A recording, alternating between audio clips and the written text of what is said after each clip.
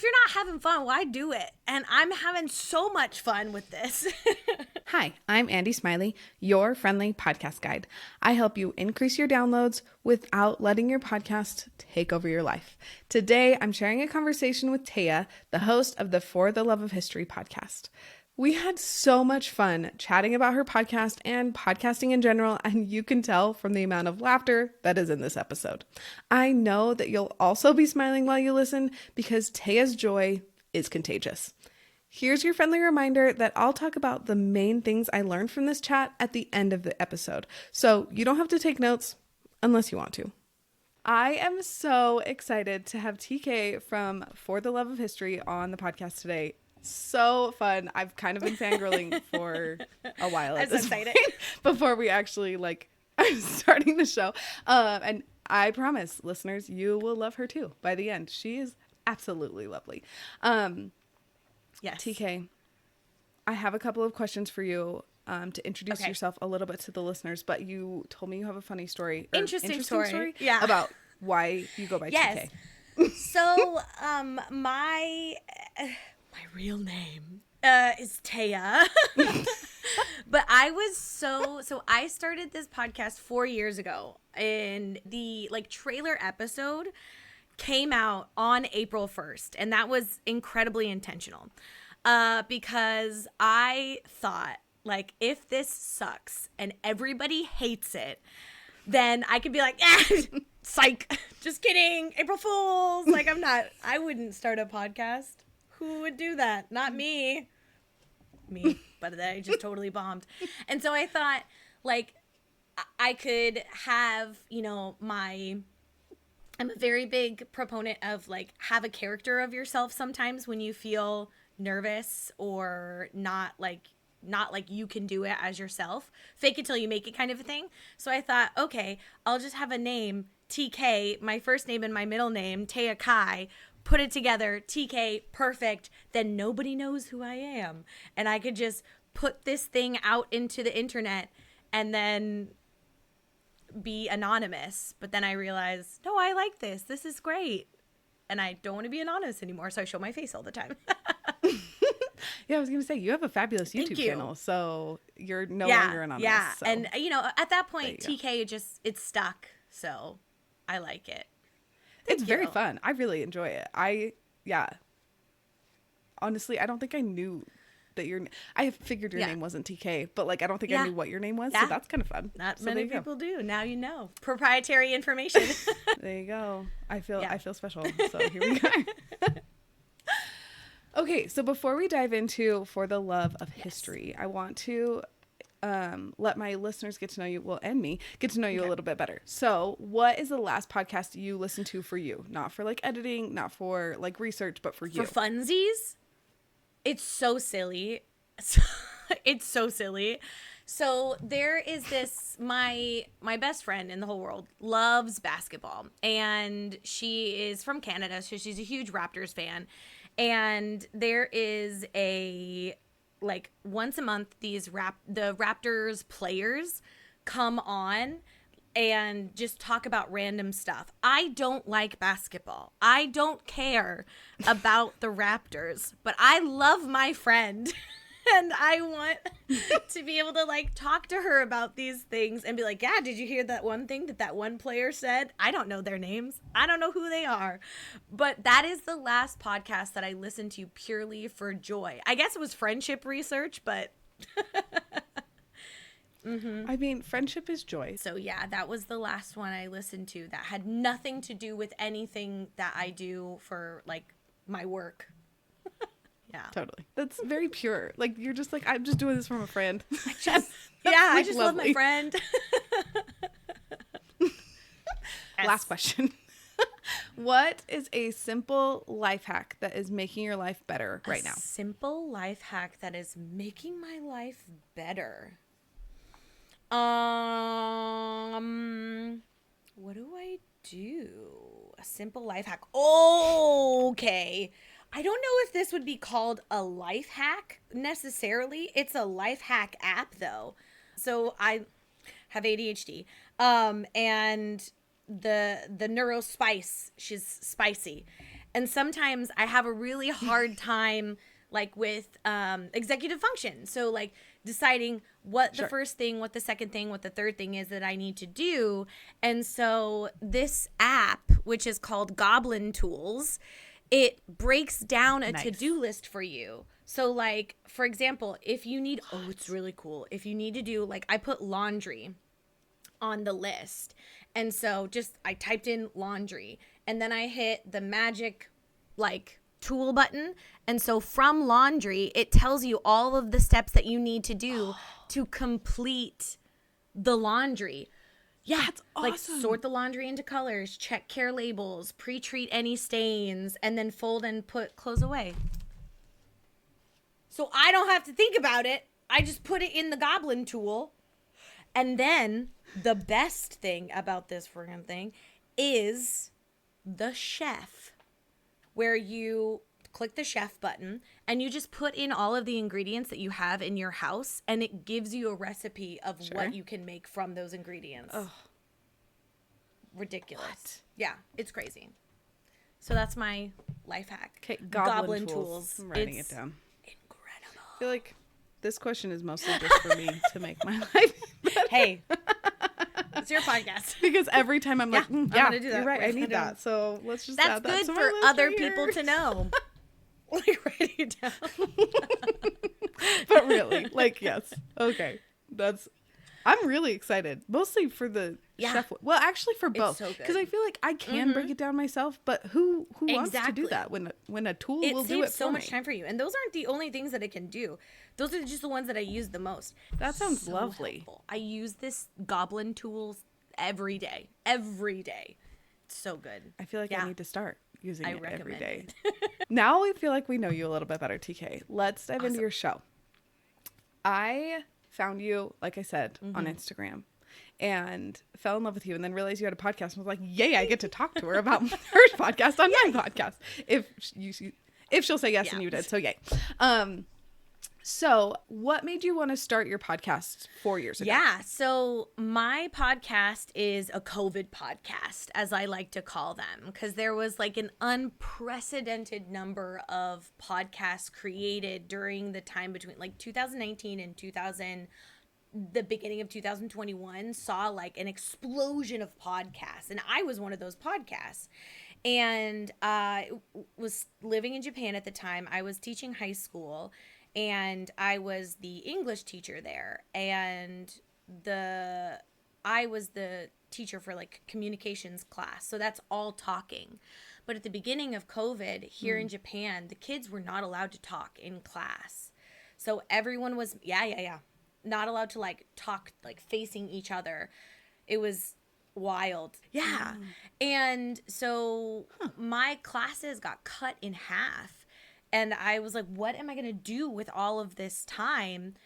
And then I was thinking, like, I really miss history, because I was a world history teacher back in the States. I was a 7th grade world history teacher, and that's what my degree is in.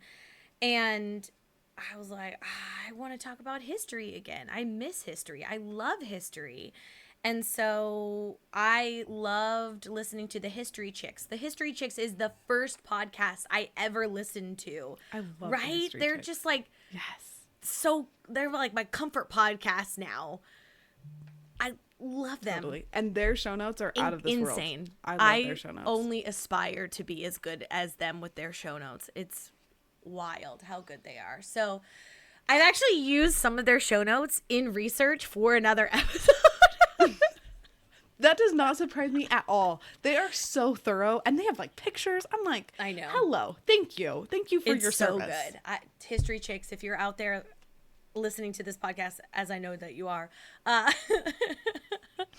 please email us. So I was on my bike one day on the way to see my friend who also loves history, but from like a literature aspect. And I was like, Steph, do you think I could start a podcast? She was like, yeah, great, do it. I was like, great, okay, I'm going to start a podcast. And so I recorded my first episode on my hella old iPad mini and on my phone, so janky. recorded it on the memo, like, you know, the voice memos that you can leave, recorded it on the voice memo, took royalty-free music from YouTube and like played it up close on the speaker to have like, I know, so janky. That's awesome. Because I didn't want to invest money into it if it wasn't going to go, like if it wasn't going to go anywhere. So then I sent it to my mom and my friends and my boyfriend, who is now my husband. I was like, do you think this is good? Do you think I could do this? They were like, yeah, you could do this. And yeah, so then I recorded it on my MacBook with no microphone. So the audio quality is potato. And yeah, I did the Turkey God as the very first episode, and yeah, that's how it started. I love it. Well, I like the detail of the YouTube royalty music up against The speaker is the best part. Because you do what you gotta do, and you did the thing, and you're still here. So here we go. Sometimes you just gotta, sometimes you just have to do it ugly. One of my favorite like businessy people, Rachel Rogers, she has a book called We Should All Be Millionaires. It's a lovely book. I really love it, about how women all need to be millionaires. I agree. And I agree. But one of the things she talks about is just start it ugly. Like, just get it out there. See if you like it, see if it works, and then make it pretty. Ugly. So. Yeah. Thank you. Totally. So you call your listeners delicious donuts.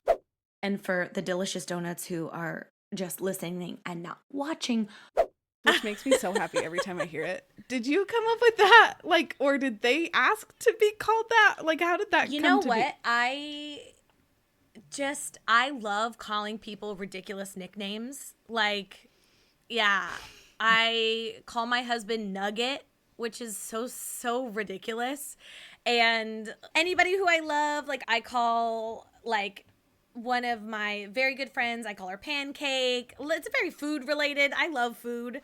Yeah, Liebkuchen, which is like a German pastry, is another nickname for one of my friends. So I just come up with the most ridiculous nicknames. And one day, I don't even remember which episode it was. It just happened. And I was like, I was really close to the microphone, and I was like, my delicious little donut, I need you to blah, blah, blah, blah, blah. Like, whatever it is that I said, it just came out. It just came out. So, yeah. And my audience was like, yep, delicious donuts. Yeah. That is what we are. I know. I was perusing your merch, and I was like, oh my gosh, there's a tote bag that says delicious donuts. And I was like, I might need to buy that. I'll throw you a discount code. Oh my gosh, done. Because I mean, who doesn't need another tote bag? Tote bags are the best. And those tote bags are really good. Not to like toot my own horn or anything, but I mean, to your own horn all day long. I'm all about it. Oh my gosh. So back on like a broader scale, not just nicknames of your listeners, which I love. What is your favorite part of creating for the love of history? Oh my gosh. So my favorite part at the beginning, my favorite part has changed over these last 4 years. So my favorite part when I first started my podcast was just getting this information out, just like learning cool stuff and having an excuse, having a place to put it. Because I love learning. I love research. So for me, that was the best part about it. And back, the first like 2 years of my podcast, I was getting less than 50 downloads an episode or something like that, and like I lost my mind when my first episode broke 100 downloads. Like, it was incredible. I love and that's what it was at the beginning. But then the first messages from the delicious donuts started to come in, and people were like, hey, I was listening to your podcast and it helped me, it motivated me to go back to school.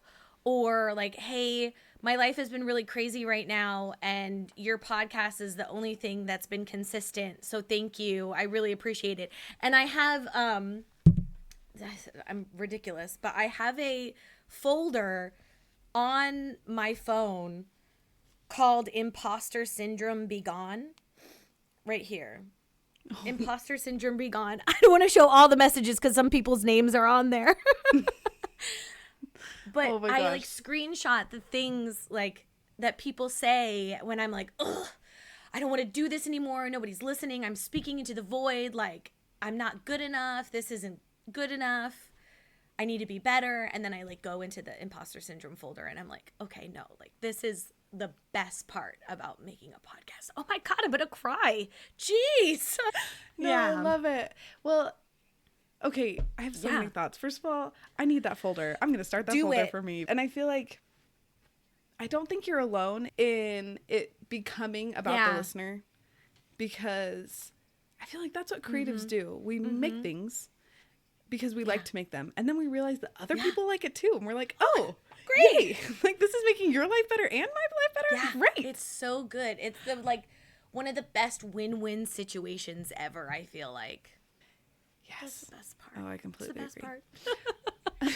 One of my favorite things in your show is that if you don't know how to say something, like you'll try it and then you'll be like, no, that's not right. And then you'll like Google it and then you like have it tell you how to say it correctly. And most of the time you're right. So yay. But I love that you leave all of that in and that you don't take yourself too seriously. Was that like a conscious choice, or is that just like the way it happened? I think both. Like, things in life are very serious, and those things should be taken seriously. But I am a lady sitting at a kitchen table talking into the void about a god that was once like a turkey. Like, are we... This is not one of those times to be serious. But there are very serious topics that I cover on my podcast too. Like, I covered the Minamoto poisoning in Japan. I covered topics like Okinawa cave nurses, you know, who were young girls during World War II. And those are important times to take things seriously. But I don't feel that it's not serious to not know something, if that makes sense. Like, I think showing that I am not this omnipotent, all-knowing being that just knows everything, because I'm not. I don't know how to say things sometimes, but it's important to me to say it correctly. And so, yeah, that's what I thought when I was making my podcast. I don't want people to be intimidated by making a mistake. All throughout the Fayum region, Amenhotep III and other pharaohs built many a temple in the name of Sobek in order to make their own ties to the gods stronger. Mistakes are good, and mistakes are important. I love it. And then also, I didn't even realize it, but I was watching a podcast. Brittany Broski, it was on a podcast. She's like an internet lady. If you're on TikTok at all, you probably know about the kombucha girl, the girl who like drank kombucha and was like that meme. Oh yeah. Okay. Yeah. So I was watching a podcast interview with her, and she was talking about what one of the things that she thinks makes her so successful, because she's an incredibly successful creative, and she leaves in a lot of her mistakes, because it's like the audience is then, it feels like you're in the room when the thing is being made, or when, you know, your favorite creator laughs. Like on SNL, the best skits are the ones where the actors laugh at themselves. And I think that applies when it comes to like podcasts too. So making a mistake is like bringing in the listener, like, I made a mistake, like how funny is that? And you know, that's how you can bring in people a little bit closer. Yeah. Totally. I agree. It makes you more approachable, like as a host. Just like, look, I'm a human too. I didn't edit out everything to make me sound like a perfect robot. Exactly. So, I love that. the way that I found you Yes. was Reels on the gram. I think it was Instagram. So how do you come up with the ideas? Because they are fabulous. So it's a weird process. So I talk to myself a lot. And when an idea starts as a question, I usually decide that that's going to be a Sharon, like a history hotline reel. Because it's a question that I had that sparked this whole episode in the first place, or that sparked the idea in the first place. Like, for example, I have a history hotline with Sharon. The character's name is Sharon because she's sharing the facts. I was, even I have a degree in history, but sometimes I forget, okay, BCE, CEAD, BC. Like, what? I get confused all the time. So I thought, hey, this is like a really good history hotline question. So, yeah, I'll make it a history hotline question. Because to me, it would feel better to have this lovely Midwestern woman kindly and gently explain to me what BCECEAD is, rather than somebody coming up with a little microphone and be like, hey, are you dumb like me? Do you not know about this? And then for Shenna is my other character. There's lots of names. So Shenna, for short for shenanigans. All of her videos are just like wild bananas, like, what the heck are you talking about kind of facts. So anytime there's like Victorian nipple rings, or we're talking about the first lady pirate, or we're talking about anything like that, things that I would burst into a room to tell my friend, it usually ends up being a Shenna reel. And then sometimes when kind of they both don't fit and I need to get the most interesting thing out at the beginning, because people have a really short attention span on reels. So if you don't hook them immediately, then they're like, scroll past this.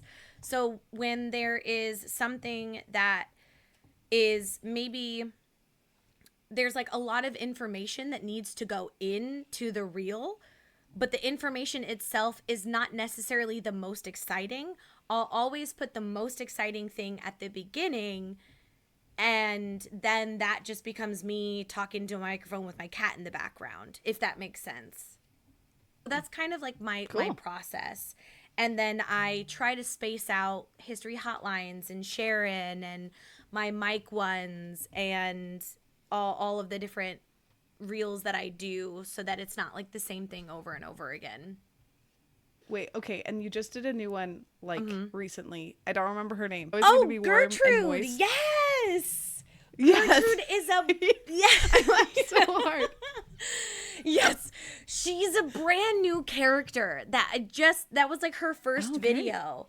I love characters. I love making characters because, like I said, if you can't do it yourself, just make up a character who can do it. Fake it till you make it. And I thought, Gertrude, because my friend Steph, I feel like I've talked about my friend Steph like 10,000 times in this episode. But my friend Steph, when we were doing the voting on what Sharon's name should be in the history hotline, my friend Steph was like, Gertrude is a superior name. And I was like, okay, well, one day I'll make a character for you, Steph. And that happened to be Gertrude. And Gertrude came about from me having a really hard time having like witty comebacks to mean things that people have said to me. And yeah, because I had a really hard time in middle school and I was bullied very hard. And I always thought like, this would be a great comeback 3 days ago when Jessica was being mean to me or whatever. And I thought like Gertrude, she's the spicy one. She is going to be this Southern lady who's not evil, but she will use her powers of the trans-dimensional hotline that I have now created. Yes. Yeah. Oh my gosh. Okay, I think I will make sure to link that in the show notes, that reel, because it made me so happy. And by the time the show comes out, or this episode, you'll probably have like a lot more Gertie episodes. I think the first one will always have my heart, because like in the end you call the demon, or Gertrude calls the demon, being like, hey, I got a customer for you. And I was like, yes, I love it so much. If you're not having fun, why do it? And I'm having so much fun with this. I am so glad. Well, and it comes off, because I can see the you. fun that you're having, and it makes me have a lot of fun too. So Good job. So one thing I don't feel that comfortable about talking about, but I am working on it, is talking about money. So this is why I have money questions in our interview.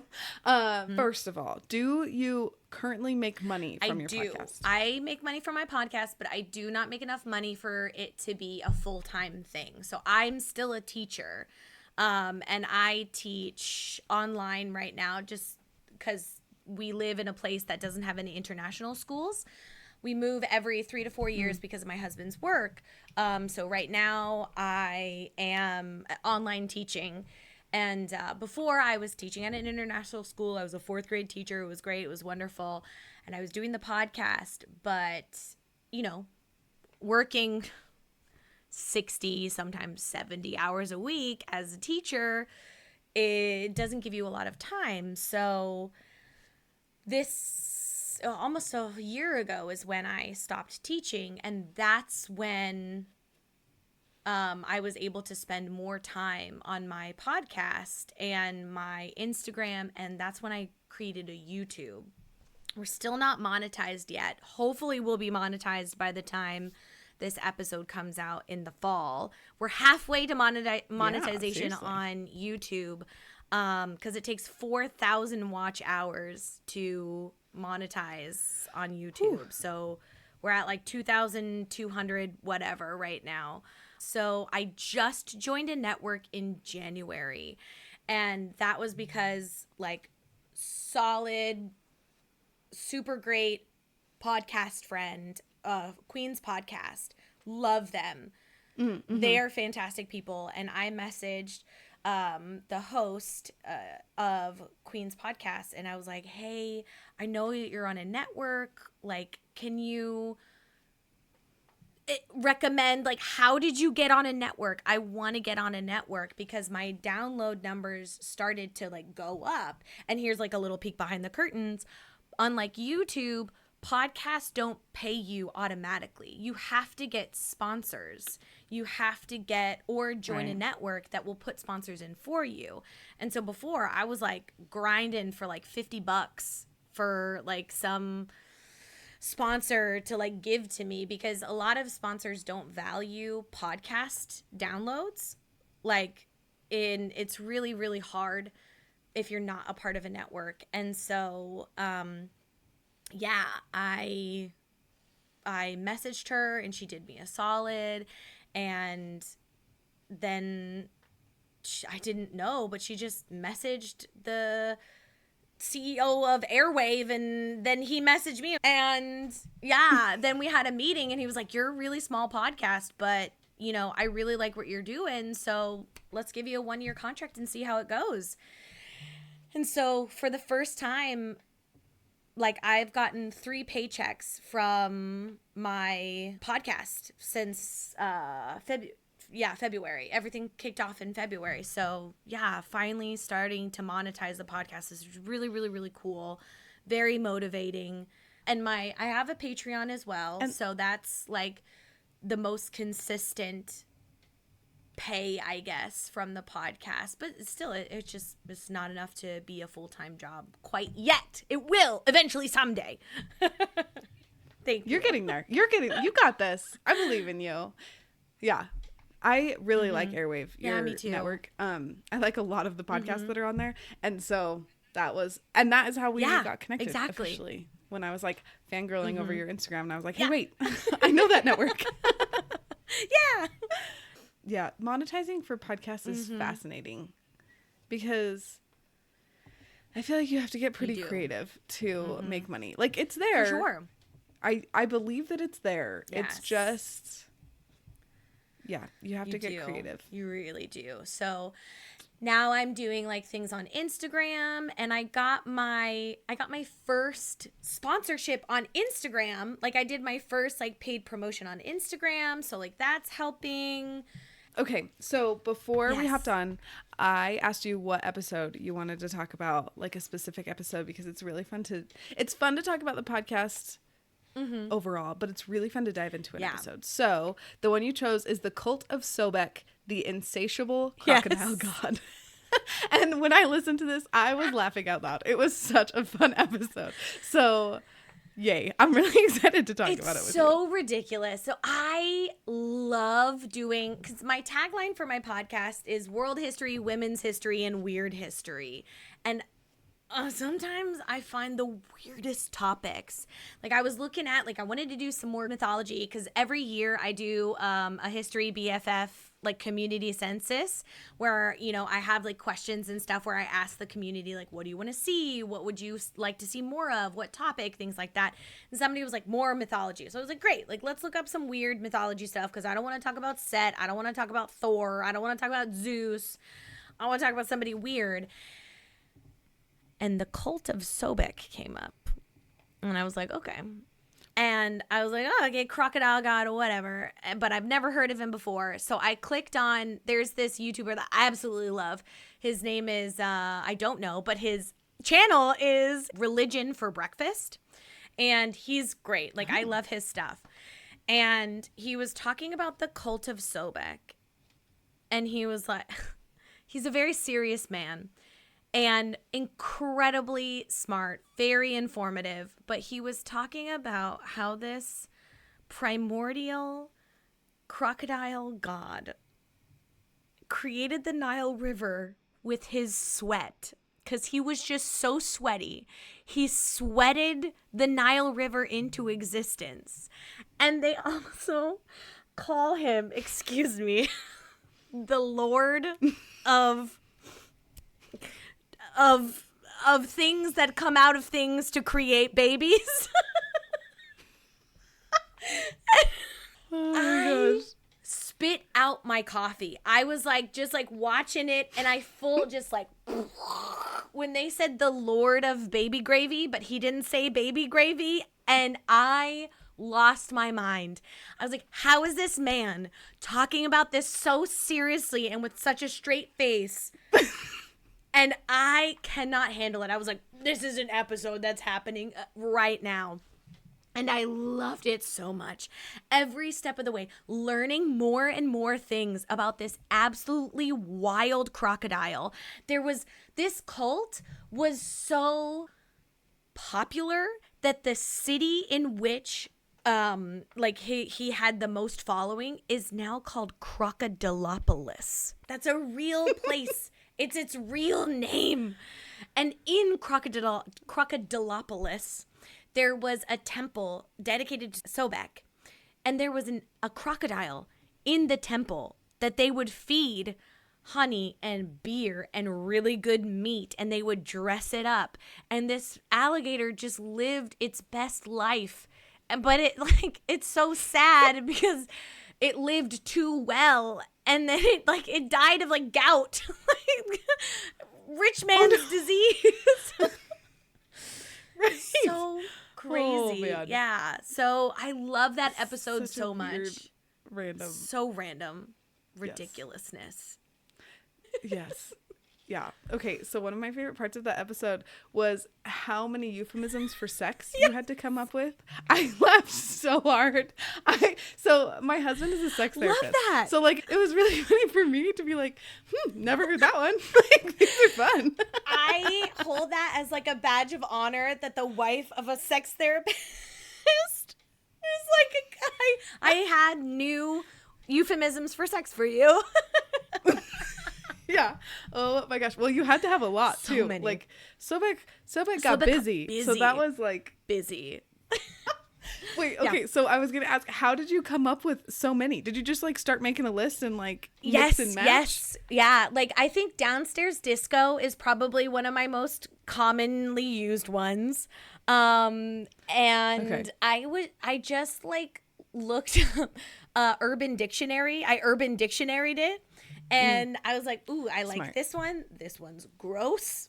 Gonna put that over there. I was like, I like this. I like that.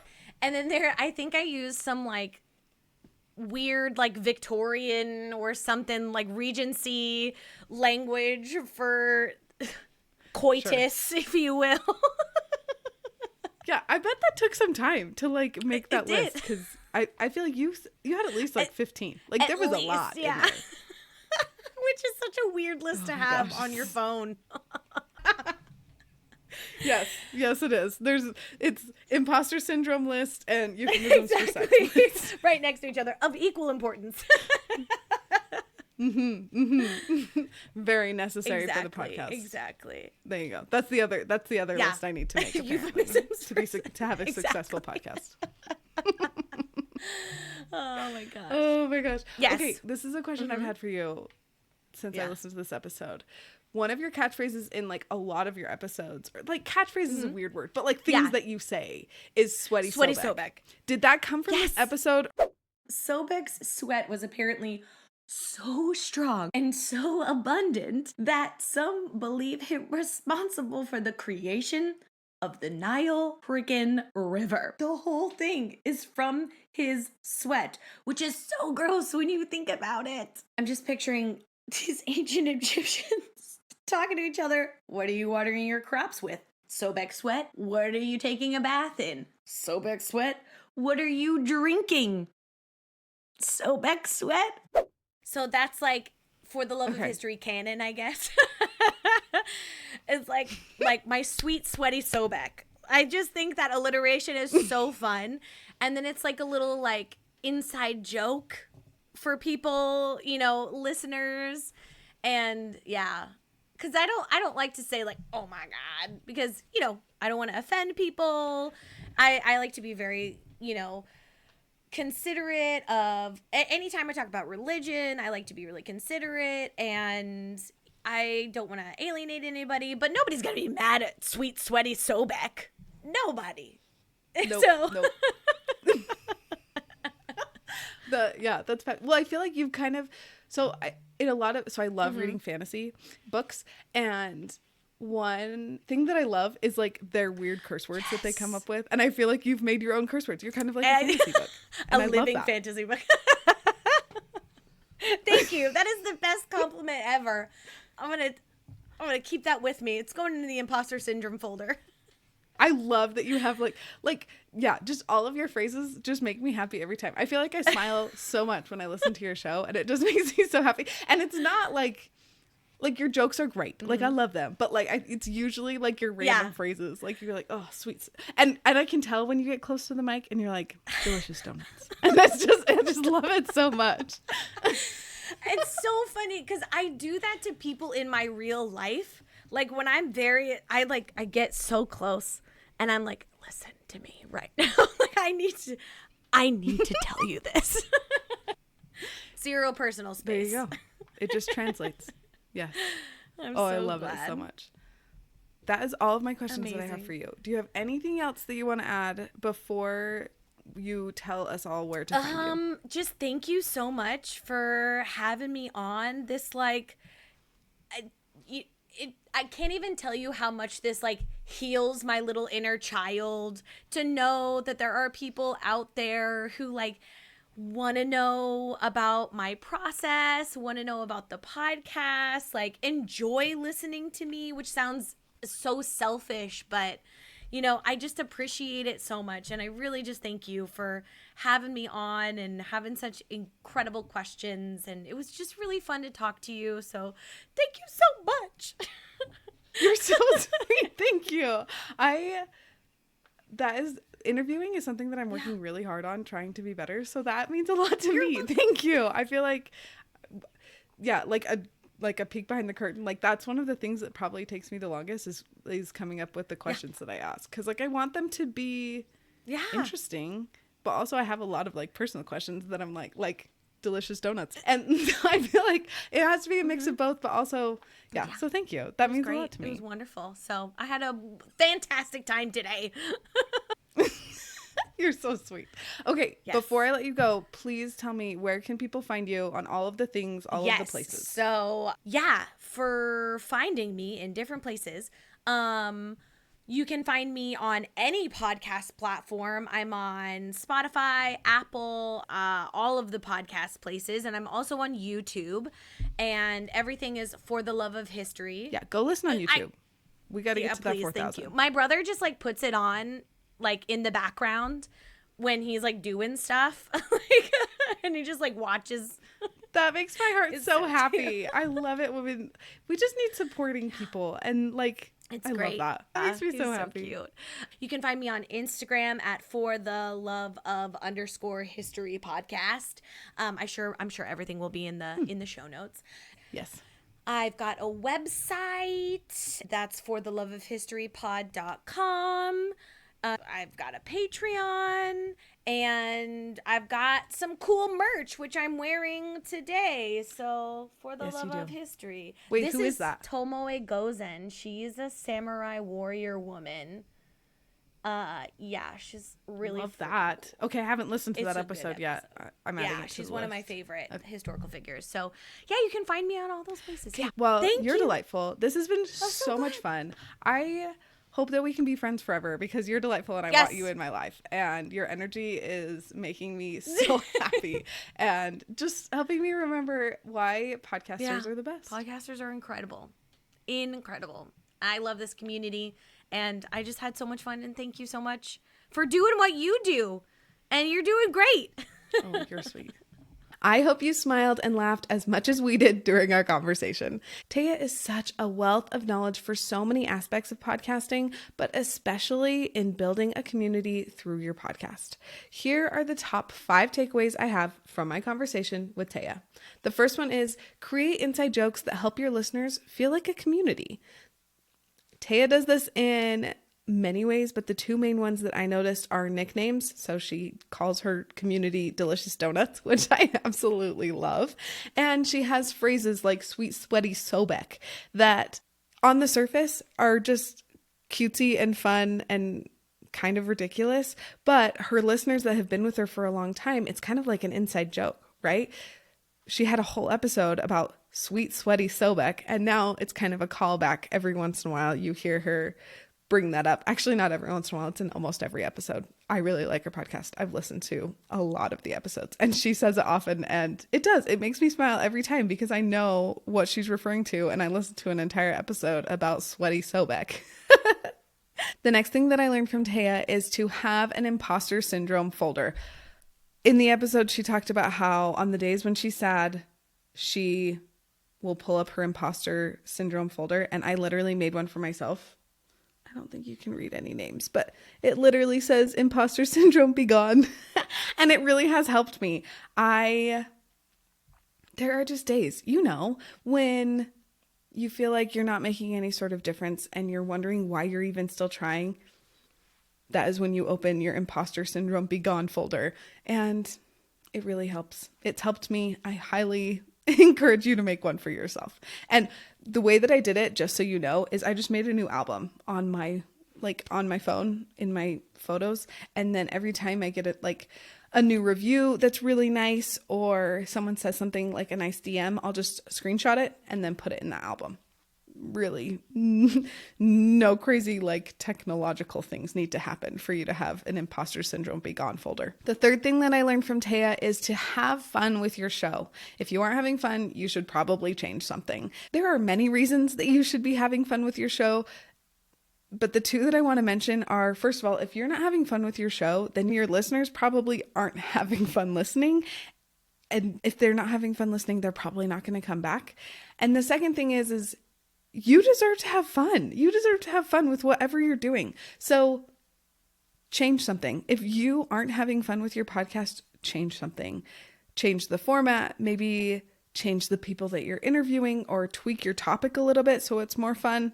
Figure out a way to have fun, or stop doing it because life's too short to be doing things that aren't fun. The fourth thing that I learned from Tehya kind of goes back to the first thing with creating inside jokes. But I wanted to dive into it a little bit more, and it's treat your listeners like friends. Like I talked about earlier, having nicknames, having inside jokes, but those aren't the only things that you can do to help your listeners feel like friends. During my conversation with Tehya, she talked about how in real life with her friends, she'll get up really close to them and she'll like give them no personal space to tell them something really important. So do something like that with your listeners. And that can be as simple as making sure that you're using a conversational voice and not like a broadcaster's voice. Just talk to your listeners like you would talk to your friends. Because I know when you treat your listeners like your friends, then they feel like they are your friend. And then they keep coming back and listening to more. And then they tell their friends about your podcast because they feel so seen and so part of your community.